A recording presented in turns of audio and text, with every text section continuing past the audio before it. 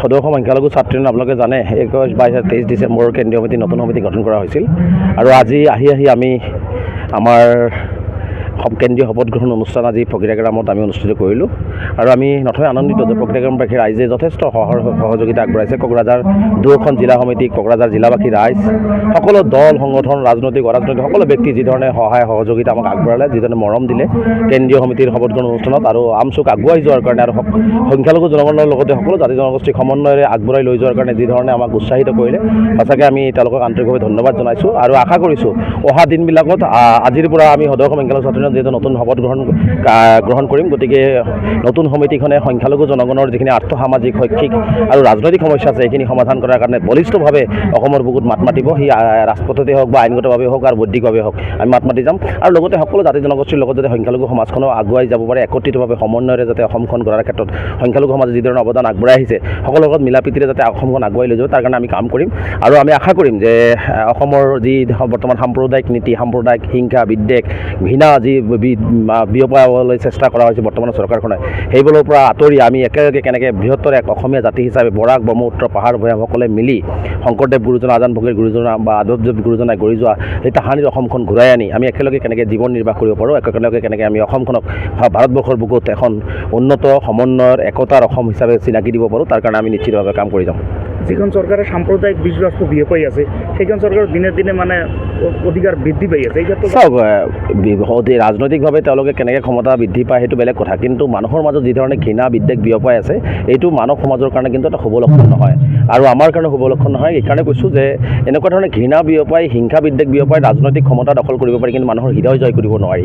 গতিকে আমি মানুহৰ হৃদয় জয় কৰি আমি পৃথিৱীখনত কিমান দিন জীয়াই থাকিম, গতিকে একেলগে সহৱস্থান কৰি জীয়াই থকাৰ পৰিৱেশ গঢ়িব লাগে। কিন্তু এই চৰকাৰখনে কেৱল ক্ষমতাৰ লগত ৰাজনৈতিক গাদী ৰক্ষাৰ স্বাৰ্থত তেওঁলোকে গাদী পাই আছে ঠিকেই, কিন্তু মানুহৰ ভিতৰৰ পৰা যিটো মৰম আশীৰ্বাদ সেইখিনি কিন্তু তেওঁলোকে পাই থকা নাই। গতিকে আমি আশা কৰোঁ যে যি ৰাজনৈতিক দলেই নহওক কিয় মানুহৰ মাজত হিংসা বিদ্বেষ ঘৃণাৰ সৃষ্টি কৰিব নালাগে, উন্নয়নৰ ৰাজনীতি কৰিব লাগে, মানৱতাৰ ৰাজনীতি কৰিব লাগে, সমন্বয়ৰ ৰাজনীতি কৰিব লাগে, শিক্ষাৰ ৰাজনীতি কৰিব লাগে, মানে অৰ্থনৈতিকভাৱে মানুহখিনি আগুৱাই লৈ ৰাজনীতি কৰিব লাগে। গতিকে তেনেকুৱা ৰাজনীতি কৰিলেহে ভাৰতবৰ্ষ বা অসমখন আগুৱাই যাব।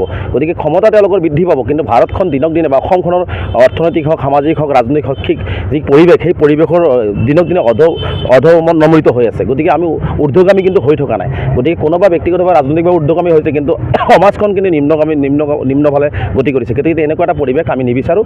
গতিকে এনেকুৱা পৰিৱেশৰ পৰা পৰিত্ৰাণ পাবৰ কাৰণে আমি এনেকুৱা ধৰণৰ সাম্প্ৰদায়িক মনোভাৱাপন্ন ব্যক্তিৰ পৰা আঁতৰি থাকি আমি সমন্বয়েৰে অসমখন আগুৱাই লৈ যাব লাগে। বিজেপি দলে বিশেষকৈ মুছলমান সম্প্ৰদায়ৰ আক্ৰমণ কৰে, এই ক্ষেত্ৰত কি ক'ব? চাওক, এইটো তেওঁলোকৰ নীতি আৰু নীতিৰ মাজতে তেওঁলোকে লৈ লৈছে, কাৰণ তেওঁলোকে ভোট বেংকৰ ৰাজনীতি কৰে, হিন্দু মুছলমানৰ ভোট বেংকৰ ৰাজনীতি, সমন্বয়ৰ ৰাজনীতি তেওঁলোকে নকৰে, মানুহৰ মানৱতাৰ ৰাজনীতি নকৰে, একতাৰে আগুৱাই যোৱা ৰাজনীতি নকৰে। গতিকে তেওঁলোকে টাৰ্গেট কৰিলে, চব টাৰ্গেট হৈছে মুছলমানক তেওঁলোকে আক্ৰমণ কৰিলে, মুছলমানক তেওঁলোকে হিংসা বিদ্বেষ, মুছলমানৰ মাজত ঘৃণা বিয়পাব সৃষ্টি কৰিলে তেওঁলোকে মানে হিন্দু সমাজৰ মাজত বা সংখ্যাগৰিষ্ঠ সমাজৰ মাজত তেওঁলোকে এটা বহল প্ৰচাৰ বা বহল ভিত্তিত তেওঁলোকে সমৰ্থন পায় বুলি তেওঁলোকে অনুভৱ কৰে। কিন্তু এইটো বেছি দিন নচলে, এইটো খন্তেকীয়া। গতিকে মানুহে সময়ত সকলো বুজি পাব। গতিকে মই সেইকাৰণে কৈছোঁ ৰাজনীতি সৰ্বোচ্চ নহয়, মানুহৰ মানৱ সেৱাটো হৈছে সৰ্বোচ্চ। গতিকে মানুহৰ মানৱ সেৱাৰ কাৰণে ব্ৰতী হ'ব লাগে। গতিকে যিসকলে এই ধৰণে কামবিলাক কৰি আছে, ৰাজনৈতিক দল হওক বা ব্যক্তি হওক, তেওঁলোকে কিন্তু সময়ত নেদেখাজনে তেওঁলোকক কিন্তু প্ৰত্যুত্তৰ দিব। ৰাইজলৈ কিবা মেছেজ দিব আজি? ৰাইজলৈ মই এটাই বিনম্ৰ আহ্বান, আহক আমি সকলোৱে মিলিজুলি পাহাৰ ব্ৰহ্মপুত্ৰ বৰাক ভৈয়াম BTADৰ পৰা আৰম্ভ কৰি সকলোৱে একেলগে আজি মুছলমান, হিন্দু, খ্ৰীষ্টান, জৈন, বড়ো, ৰাভা, কছাৰী, বেংগলী, বিহাৰী, মাৰোৱাৰী যি আছোঁ আমি একেলগে এখন সমন্বয়ৰ ভৰ অসম কৰোঁ। আমি একেলগে মিলিজুলি আমি অসমখন আগুৱাই লৈ যাওঁ। আমি একেলগে ভাতৃত্ববোধেৰে অসমখনক জিলিকাই তোলোঁ আৰু অসমৰ সকলো জাতি জনগোষ্ঠীৰ মাজত এটা সমন্বয় সৃষ্টি হওক। সকলোৰে বিপদে আপদে যাতে সকলোৱে মাত মাতিব পাৰে, ওলাই আহিব পাৰে, তাৰ কাৰণে সকলোৱে ঐক্যবদ্ধভাৱে ওলাই আহিবৰ কাৰণে মই আহ্বান জনাইছোঁ। আহক, মই এটাই কথা ক'ম, আহক আমি মিলিজুলি ধৰ্মৰ ভিত্তিত নহয়, আমি এক মানৱতাৰ ভিত্তিত, এক অসমীয়া জাতিৰ ভিত্তিত আমি এখন বৰ অসম কৰোঁ। এই আহ্বান মই অসমবাসী ৰাইজলৈ ৰাখিছোঁ। যিকোনো খবৰৰ বাবে যোগাযোগ কৰক 7099017330 লগতে 7099017110 নম্বৰত।